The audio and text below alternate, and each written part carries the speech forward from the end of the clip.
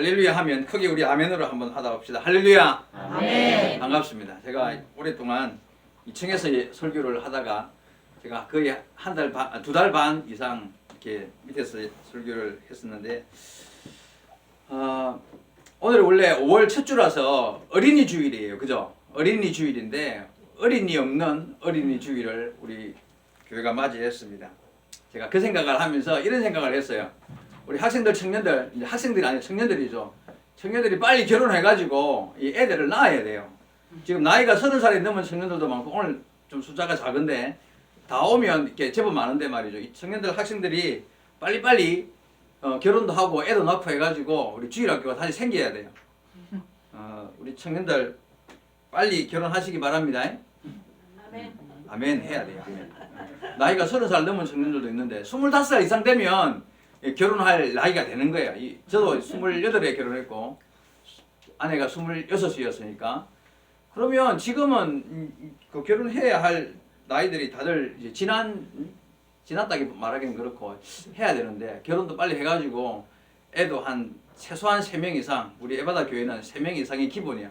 나도 내 낳았으니까 3명 이상은 낳아야 돼. 그러니까 다 그렇게 알고 빨리빨리 믿음의 아름다운 가정들을 잘 꾸려서 우리 자녀들도 낳고 이렇게 에바다 교회가 더욱더 하나님 보시기에 칭찬받을 만한 그런 교회로 성장할 수 있기를 바랍니다. 오늘 본문은요 예수님의 그 비유인데요. 비유. 예수님께서 비유로 설명하시는 이야기하시는 때가 많지는 않았지만 그래도 가끔은 비유를 이야기하셨는데 그 이유가 뭐냐면 비유로 예수님께서 설교하셨던 그 내용들을 보면은 굉장히 중요한 진리를 이야기할 때 그리고 설명하기가 말로 표현하기가 어려울 때 이럴 때는 예수님께서 비유를 들어서 이렇게 말씀을 하실 때가 가끔 있었습니다.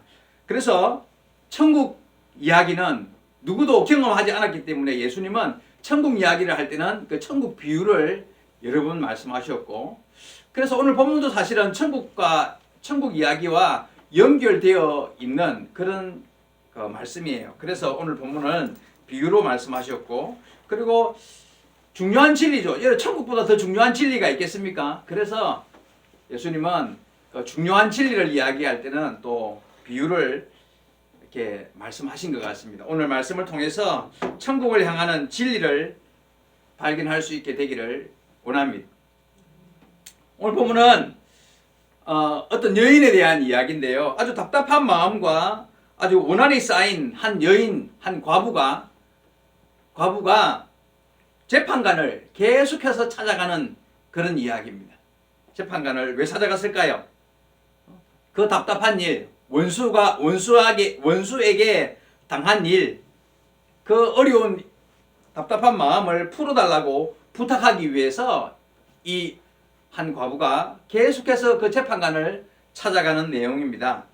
근데 예수님께서 이 비유를 말씀하시면서 이 비유를 하는 이유를 1절에서 말씀하십니다. 18장 1절에 보니까 예수께서 그들에게 항상 기도하고 낙심하지 말아야 할 것을 비유로 말씀하여 이르시되 자, 예수님께서 이 비유를 말씀하신 이유가 뭐라고 되어 있냐면 항상 기도하고 낙심하지 말아야 할 것을 설명하기 위해서 이 비유를 말씀하시기 시작했습니다. 제가 조금 전에 예수님은 비유를 가끔 설교하실 때 언제 비유로 말씀하셨냐면 천국과 연관된 그죠? 천국과 연관된 이야기들은 비유로 설명하실 때가 많았다 그랬죠. 그러면 오늘 이 내용이 뭐냐면 천국과 연관된 이야기이면서 또 기도할 때에 항상 기도하고 낙심하지 말아야 할 것을 설명하기 위해서 이 비유를 예수님이 말씀하셨기 때문에 그래서 오늘 설교 제목이 천국과 기도입니다. 무슨 말인지 알겠죠? 천국과 기도 오늘 설교 제목인데 여러분 기도하십니까? 기도해야 돼요. 네? 여러분 반드시 기도하셔야 됩니다. 기도가 쉬워요? 어려워요? 네. 어려워요. 이유가 뭐냐면 기도하는 것이 일단 시간 내기도 쉽지도 않고 기도하려고 무릎 꿇어보면 기도할 게 뭐 특별히 또 많지도 않고 기도해야 된다고 하니까 하려고 마음은 먹어도 한번 또 시작해보면 또 무슨 기도를 해야 될지 잘 모르겠기도 하고, 그래서 여러분 기도가 쉽지 않습니다. 악한 마귀 사단이요, 기도하는 걸 제일 싫어하니까 방해도 심하고 여러 면에서 기도가 어렵습니다. 그런데 할 수만 있으면 여러분 꾸준히 매일 정한 시간을 정해놓고 기도하는 것 잊지 않고 해야 됩니다. 기도는 우리가 생각하는 것 이상으로 기도하는 자에게 이루어지는 힘과 능력이 있어요. 다시 말씀드립니다. 어떤 면에서는요, 우리의 상상을 초월하는 힘과 능력이 기도에 있어요. 그런데 참 하기 싫어서 또 방해 때문에 내가 마음의 결단을 강하게 하지 못해서 어떨 때는 참 시간도 없고 부족해서 내가 기도를 못할 때가 참 많습니다만은, 오늘 다시 한 번 더 말씀 가운데 기도가 얼마나 중요한지도 깨달아 알아야 되겠고요. 말씀 속에서 기도하는 자가 얼마나 큰 은혜와 복을 받는지도 우리는 알아야 되고요. 정말 기도해야 되겠다는 마음을 새롭게 가질 수 있게 되기를 부탁드립니다. 여러분, 많은 성도들이 기도의 가치를 평가절하합니다. 아이고 뭐 기도한다고 되나? 아이고 해도 안 되던데? 그냥 한두 번 기도해보고 포기하는 거죠. 바르게 기도하는 사람의 힘이 얼마나 강한지 여러분 알아야 됩니다. 여러분 소돔과 고모라 이야기 알죠? 성경에 나오는 소돔과 고모라. 그 큰 나라가, 그 큰 지역이 왜 망했는 줄 아십니까 여러분?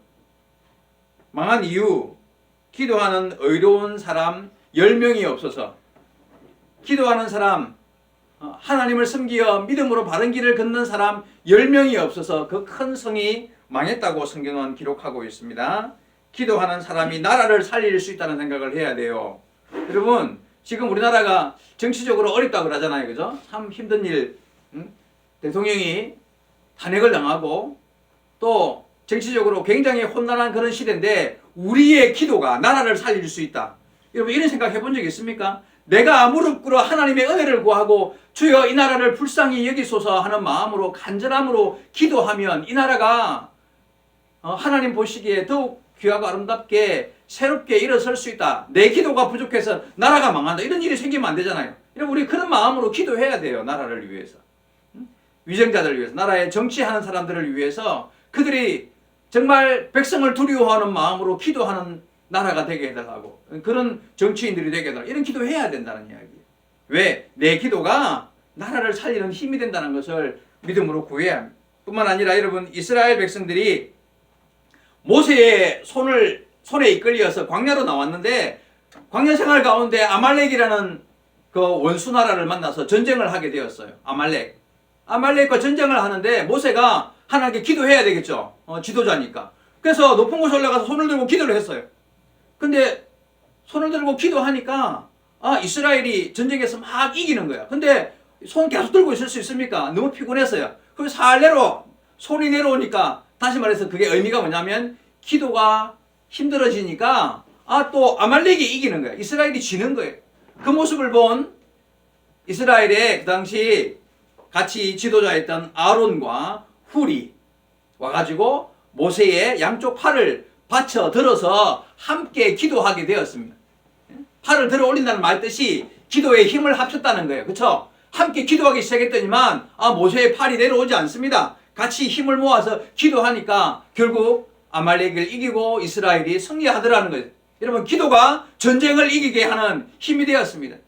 기도가 나라를 살리고 기도가 전쟁의 승리를 이끄는 강력한 무기가 되더라는 거예요. 여러분 기도가 무기입니다. 기도가 인생의 문제를 해결하는 가장 멋진 열쇠가 된다는 걸 알아야 돼요. 기도해야 됩니다. 여러분 기도보다 가치 있고 귀한 일이 없다. 아무리 바빠도 기도보다 가치 있는 일은 없다. 여러분 이런 생각 마음에 품어야 됩니다. 한번 따라합시다. 기도보다 가치 있고 귀한 일이 없다. 그리고 마음에 새겨야 됩니다. 기도해야 된다. 내가 기도하면 전쟁을 이기게 하시고 기도하면 한 나라의 생명을 살릴 수 있다는 것을 명심하고 내 개인적인 가정적인 내가 품고 있는 마음에 품은 생각들을 위하여 여러분 기도해야 돼요. 우리 청년들 기도할 일이 얼마나 많아요. 내 앞날이 아직 흐릿해. 우리 학생들 내가 앞으로 뭐 해먹고 살아갈까? 이런 마음의 생각들이 들 때 간절한 마음으로 기도해야 돼요. 하나님, 나는 내 앞길을 알지 못하지만, 나는 앞으로 어떤 삶을 살아가야 될지 알지 못하지만 하나님은 내 앞길을 준비하실 줄 믿습니다. 그런데 내가 그 길이 은혜롭고 복되고 아름답고 멋지고 형통한 길이 되게 해달라고 여러분 기도 안 하면 하나님이 여러분의 길을 어떻게 인도해 주시겠습니까? 기도하시기 바랍니다. 오늘 본문에 보니까 기도하는 사람이 나오는데 누구라고 했습니까? 오늘 본문에 기도하는 사람? 한 과부라고 그랬죠. 여러분, 이 과부가 부자였겠습니까? 힘이나 능력이나 권세가 있었겠습니까? 말 그대로 아무것도 없는 사람이에요. 돈도 없고 힘도 능력도 없는 그 당시 과부는 지금과는 달랐어요. 과부나 고아는 말 그대로 보호받을 수 없는 연약한 자들이었습니다. 지금이야 힘있고 능력 있는 사람들도 얼마든지 있을 수 있습니다. 그런데 정말 누구도 도와주려고 하는 사람이 없는 소외된 사람들의 대표자가 바로 고아나 과부였습니다. 자, 이렇게 힘없고 연약한 이 여인이 무슨 일을 당했는지 모르지만 너무 억울한 일을 당했대요. 네. 너무 기막힌 일을 당해가지고 원수 같은 자가 자기를 괴롭게 해서 도대체 이 억울함을 풀어줄 만한 누군가 도와줄 사람이 없는 거예요. 너무나 원탕하고 답답했습니다. 스스로 해결할 수 있는 방법이 없었습니다. 그래서 재판관이라도 그래도 공의롭고 의로운 판단을 내려줄 사람은, 내 억울함을 들어줄 사람은 재판관밖에 없으니 그 재판관을 찾아가게 되었습니다. 재판관님, 나 좀 도와주세요. 내가 너무 억울하고 기가 막혀서 누구도 한 사람도 도와줄 사람도 없으니 나를 좀 제발 내 원한을 들어주시고 도와달라고 부탁을 하게 된 겁니다. 그런데 이 재판관이 본문에 뭐라고 되어 있냐면 불의한 재판관이에요. 의롭지 못한, 돈이나 받아먹고 죄 없는 사람 죄 있다고 하고 죄 있는 사람은 죄 없다고 하고 이런 불의한 사람이었던 거예요. 근데 이 재판관한테 와가지고 이 과부가 와서 부탁을 하니까 재판관이 들어줘요, 안 들어줘요? 안 들어줘요. 왜? 돈도 없는 게 뭔가 좀 소원 좀 들어주고 네 편 들어주려면 뭔가 내가 생기는 게 있어야 하는데 줄 능력도 없는 게 필요 없다고 그냥 내보냅니다. 그냥 냅둬버리는 거예요. 놔두면 아마 몇 번 오다가 지쳐서 포기하겠지. 근데 이 여인이 포기를 해야 안 해요. 포기를 안 하는 거야. 날마다 찾아오고 시간만 되면 찾아오고 밤낮 없이 찾아와가지고 나 좀 도와달라고, 내 원한 좀 풀어달라고 날마다 찾아오는 거야. 귀찮아서 그냥 죽겠는 거야. 그래 그냥 어쩔 때는 눈만 감으면 생각나고 그냥 기가 따가울 정도로 힘든 거예요. 결국 재판관이 이런 생각을 합니다. 오늘 읽었던 5절 말씀 봅시다. 4절 5절 볼게요. 그가 얼마 동안 듣지 아니하다가, 이 재판관이 찾아와도 소원을 안 들어주지도 않았단 말이에요. 듣지 아니하다가 후에 속으로 생각하되 내가 하나님을 두려워하지 않고 사람을 무시하나 이 과부가 나를 번거롭게 하니 내가 그 원한을 풀어주리라. 그렇지 않으면 늘 와서 나를 괴롭게 하리라 하였느니라. 그렇죠? 내가 이거 안 들어주면 날마다 와 나를 괴롭힐 테니까 할 수 없이 그냥 내가 들어줘야 되겠다. 이런 마음을 먹고서는 그 여인을 찾아오는 날, 그래 도대체 이러면서 듣습니다. 그리고는 결국은 이야기를 들어보니까 정말 이 여자가 안타까운 죄 없이 험한 일을 당한 그런 사실을 알고 그 여인의 소원을 들어주고 문제를 해결해 주었다는 이야기입니다. 잘 됐죠? 그런데 이 비유를 마치고 나서, 이 말씀을 마치고 나서 예수님께서 이런 말씀을 하시는 거예요. 8절 봅시다. 7절 8절 하물며 하나님께서 그 밤낮 부르짖는 택하신 자들의 원한을 풀어주시지 아니하시겠느냐? 그들에게 오래 참으시겠느냐? 내가 너희에게 이르노니 속히 그 원한을 풀어주리라. 그러나 인자가 올 때에 세상에서 믿음을 보겠느냐 하시니라.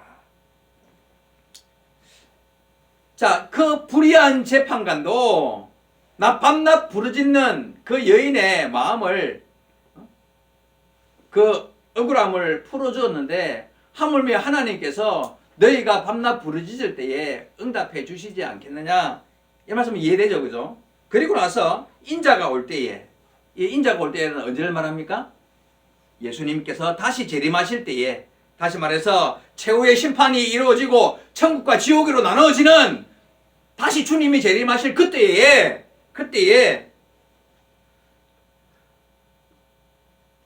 믿음 있는 자를 세상에서 믿음을 보겠느냐, 이런 말씀을 했습니다. 여러분, 예수님이 다시 오는 그때에 천국과 지옥으로 나눠진다고 했는데 누가 천국 갑니까? 대답. 누가 천국 갑니까?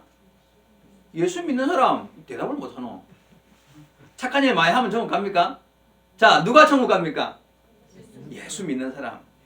믿음 안에 있는 사람. 그런데 여러분, 세상에서 믿음을 보겠느냐 하고 예수님 말씀하셨죠. 이 말 뜻이 뭐예요, 그럼?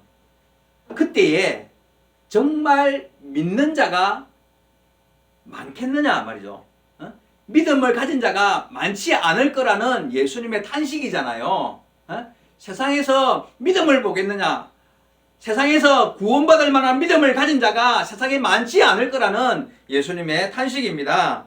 그러면 예수님이 재림할 때 누가 구원받을 믿음을 가진 자일까요?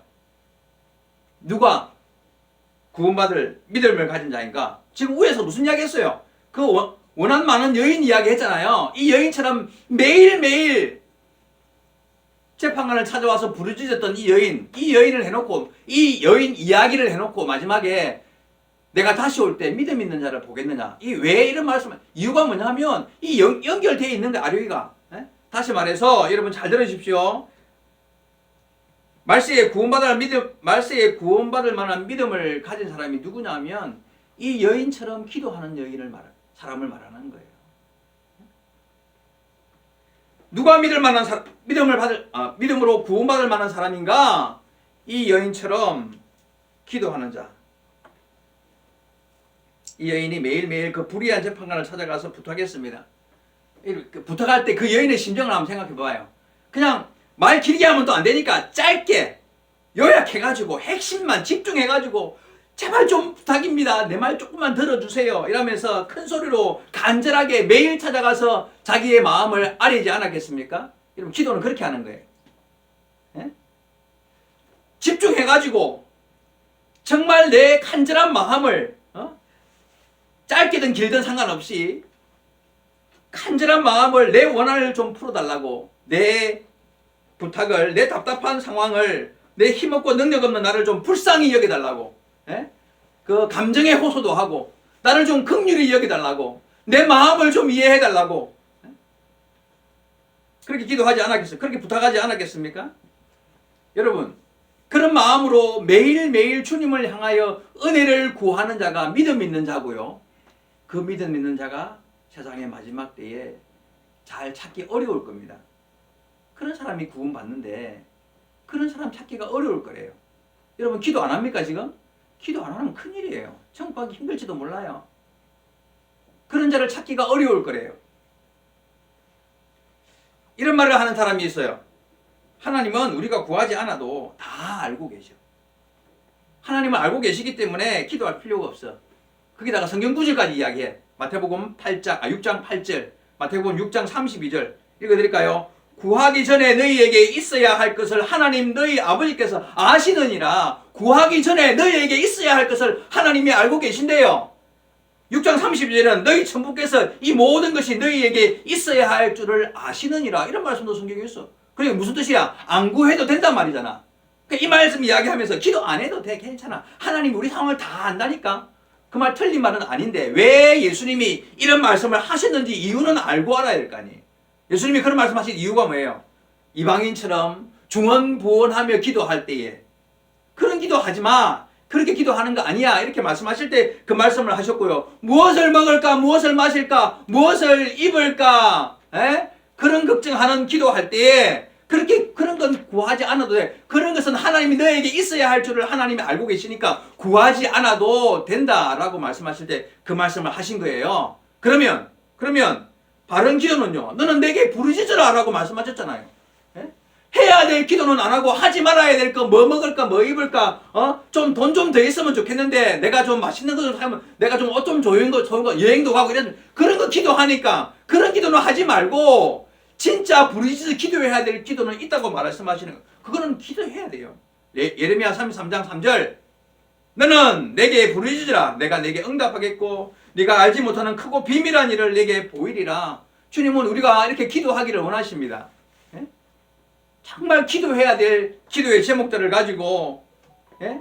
이 과부처럼 이 여인처럼 어떠한 환경 포기하고 싶은 마음이 들 때도 있고 주위에서 그만 좀 해라 너 할 만큼 했다 됐다 괜찮다 뭐 그 사람 찾아가봤자 더 이상 방법이 없다 이런 말을 듣기까지 하면서도 포기하지 않냐고 집중하여 계속 부르짖어 기도하는 것 하나님이 원하시는 바입니다. 여러분 기도해야 돼요. 우리 청년들 학생들 기도할 제목 없습니까? 내가 처음에도 이야기했지만 여러분들 지금 앞날이 캄캄하면요 그 캄캄함이 환해지도록 기도해야 돼요. 여기 앉아 계시는 우리 성도님들 기도의 제목이 없습니까? 내 마음의 원한과 불평 갖고 있는 어떤 소원이 하나도 없습니까? 다 평안하십니까? 그렇지 않습니다. 우리가 다 기도의 제목들이 있습니다. 그 기도의 제목들을 가지고 한두 번 해보고 안 되면 말고 주면 좋고 그런 마음으로 기도하면 믿음이 아닌 거예요. 시대 말에 하나님이 정말 원하시는 기도의 사람의 모습이 뭡니까? 이 여인과 같이 매일 찾아가서 집중하며 내 소원을 아뢰는 그런 기도의 사람이 되어야 하나님의 나라에 합당한 기도의 사람인 거예요. 주님이 뭐라고 말씀하십니까? 마지막 때에 믿음 있는 자를 보겠느냐? 무슨 말이에요? 이 여인처럼 기도하는 자가 세상 마지막 때에 있겠느냐 이 말이에요. 본문을 읽다가 보면 한 가지 이상한 게 있습니다. 왜냐하면 하나님을 왜 불의한 재판관으로 비유했나는 거예요. 그렇죠? 하나님을 불의한 재판관으로 비유하고 이 과부 여인을 그 불의한 재판관을 찾아가서 매일 기도하는 사람으로 만들었잖아요. 하나님이 불의한 재판관입니까? 그렇지 않아요. 하나님은 의로운 분이에요. 근데 왜 이렇게 말했을까요? 우리가 기도하는 사람의 입장에서 보면 하나님께 매일 부르짖어도 응답해줘요 안 해줘요? 안 해줘요. 희한하죠? 이렇게 이 어려운 일 당한 여인이 그런 마음 간절한 마음으로 한 번만 기도하면 하나님이 즉시 응답해가지고 한 번만 단번에 그냥 응답해 주시면 얼마나 좋아. 그런데 하나님이 그렇게 응답 안 하시거든. 우리 입장에서 보면요 마치 하나님은 불의한 재판관 같아. 내가 그렇게 부르짖어도 빨리 응답 안 해주시는 거야.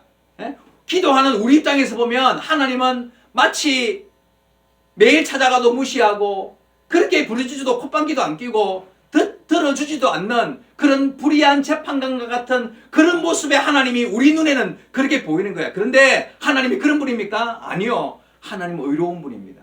하나님 근데 왜 빨리 응답 안 하시는 거예요? 때가 필요해요. 내 입장에서는 이게 빨리 이루어지기를 바라지만 하나님은요 하나님의 때와 섭리 하나님의 계획해 놓으신 나보다 나를 더 잘 아시는 하나님께서 지금 응답해주면 나한테 손해가 되기 때문에 지금 응답 안 하시고 정말 필요할 때에 응답하시기 위하여 가장 좋은 때를 하나님은 정해놓고 그때까지 내가 부르짖기를 원하시는 분이신 거예요. 포기하지 말고 부르짖고 기도해야 그 때가 차야 가장 적절한 때. 그때가 언제일까요? 그 기도를 하는 동안에 내 마음도 바뀌고 내 믿음도 성장하고 그 간절히 부짖는 동안에 기도의 내용도 바뀌고 이게 하나님 뜻이 아니고 스스로 깨닫기도 하고 정말 부르짖어 기도하는 동안에 내 마음이 더욱 성장하는 것을 하나님 그걸 원하시기 때문에 그 때를 기다리시기 때문에 마치 우리 느낌으로는 불의한 재판과 같이 응답도 빨리 안 해주는 것 같지만 그런 분이 아니라는 거예요. 의로운 분이에요. 하나님은 너무나 의로운 분이에요. 그래서 포기하지 말고 포기하지 말고 물러서지 말고 더 간절히 기도하면 하나님의 때에 응답하시는 줄 믿으시기 바랍니다. 낙심하면 안 돼요. 1절에 뭐라고 그랬습니까? 예수님께서 그들에게 항상 기도하고 낙심하지 말아야 할 것을 비유로 말씀하여 이르시되 하고 오늘 본문 이야기를 하신 거예요. 여러분 기도해야 돼요. 기도하면 하나님께서 반드시 그 섭리와 뜻을 따라 응답하십니다. 금방 응답 안 되니까 그게 다행인 거예요. 왜냐하면 그 간절한 기도의 시간이 긴 동안에 내 믿음이 성장하고 내가 더 유익된 것을 얻고 깨닫고 은혜를 경험하면서 마침내 하나님의 응답을 경험하게 되니 더 큰 은혜를 경험하게 되는 거예요. 그러니 포기하지 말고 낙심하지 말고 지금 내 상황을 주께 아뢰며 은혜를 구하시기 바랍니다. 그러면 응답되는 거예요. 하나님의 의로우심을 믿고 나보다 나를 더 잘 아시는 하나님의 전능하심을 믿고 이 여인처럼 매일 기도하는 성도 여러분 되기를 주의 이름으로 축원드립니다. 아멘. 성경에 기도하지 않으면 지옥 간다 이런 말씀이 있습니까 없습니까? 없어요. 네. 기도 안 하면 지옥 간다 그런 말 성경에 없습니다. 그런데 오늘 읽었던 8절 말씀은 애매하게 기도 안 하면 지옥 간다는 의미가 숨어 있는 것 같아요. 8절에 뭐라고 그랬습니까? 내가 너희에게 이르노니 속히 그 원한을 풀어주리라. 그러나 인자가 올 때에 세상에서 믿음을 보겠느냐. 이 말의 의미가 뭐라고 그랬습니까? 아까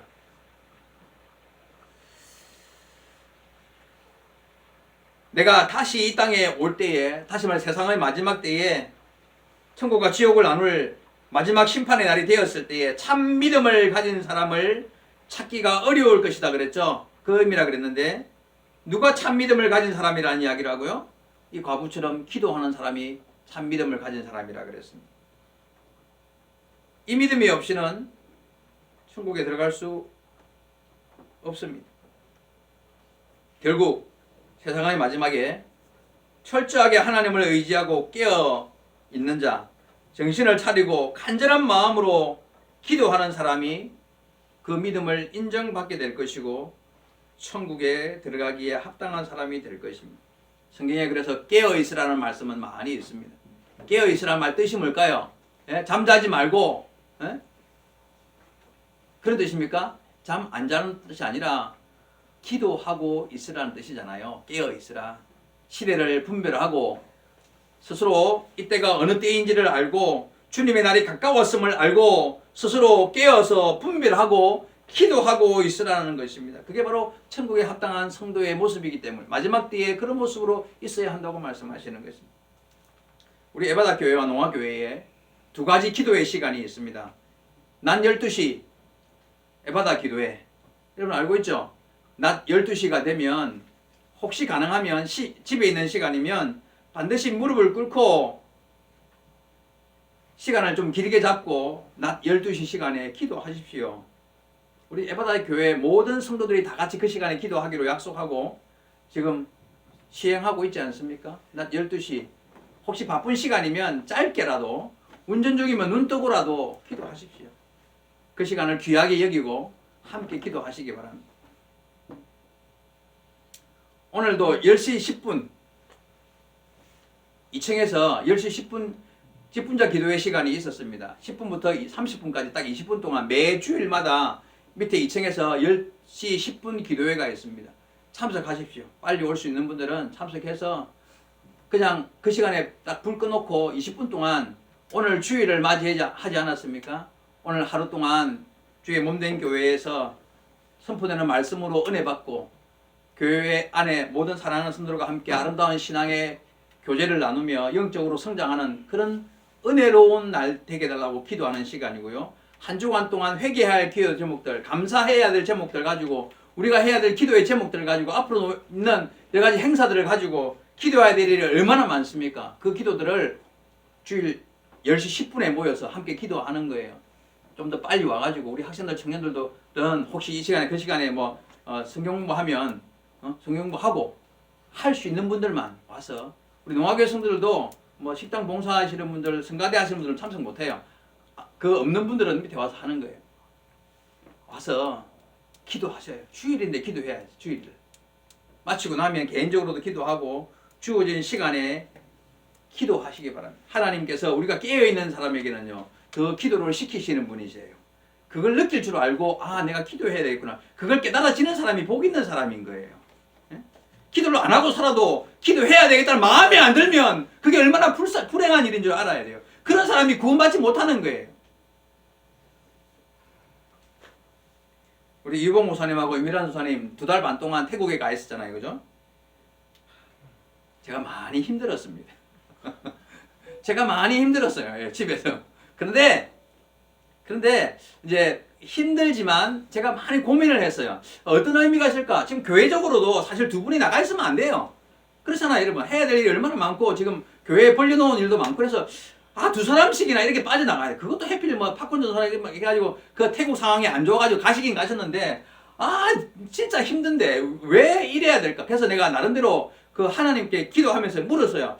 지금 상황이 그렇게 두 사람이나 빠져나가 있을 상황이 못 되는데 왜 했는데 여러 가지 이유가 이제 그렇게 집중을 하다 보니까 이유가 있었어요. 근데 그 중에 한 가지가 뭐냐면 나중에 듣고 보니까 사실 태국에서 여러 가지 물론 사역도 있었지만 이제 시간이 그렇다고 매일 나가서 전도하는 거 아니잖아요, 그죠? 그래 시간이 비는 시간이 있다. 그럴 때마다 우리 이봉 목사님이 새벽이든 밤이든 낮이든 늘 그 기도를 하시는 시간이 많았던 것 같아요. 성경도 읽고 기도하는 시간이. 그래서 딱 제가 느꼈습니다. 정말 바쁘고 힘든데 지금 그리고 보니까 부산 에바다 농화교회나 우리 교회에 정말 기도해야 될 문제가 많은 때인 건 사실인 것 같아요. 그래서 하나님께서 기도에 집중하게 하시려고 아마 이 목사님을 기도하시라고 보낸 것도 굉장히 중요한 의미가 있을 것 같아요. 그렇게 깨달았어요, 제가. 이민환 전사도 새벽에 그 옆에 근청인 교회가 큰 교회가 있으니까 새벽 예배를 늘 드린 걸로 알고 있거든요. 새벽 가서 예배 드리고 하면서 나름대로 기도하고 아마 그런 시간들을 가진 걸로 알고 있습니다. 기도가 중요해요. 바쁘면 바쁠수록 하나님은 기도를 시키시는 거 아닌가 그런 마음도 먹었습니다. 여러분 기도가 사역입니다. 기도가 일이에요. 기도가 믿음이고 기도가 영생의 길입니다. 좀 기도하셔야 돼요.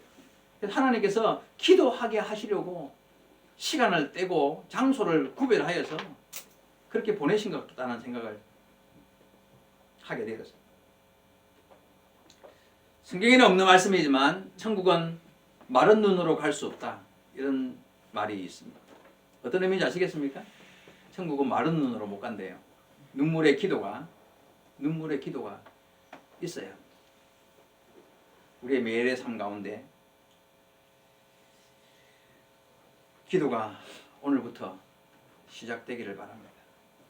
오늘 본문에 나오는 여인처럼 간절히 열심히 꾸준히 매일 하나님 앞에 기도하여 은혜를 구하는 믿음의 삶을 잘 살아가는 성도 여러분 되기를 주의 말씀으로 축원드립니다. 기도하시겠습니다.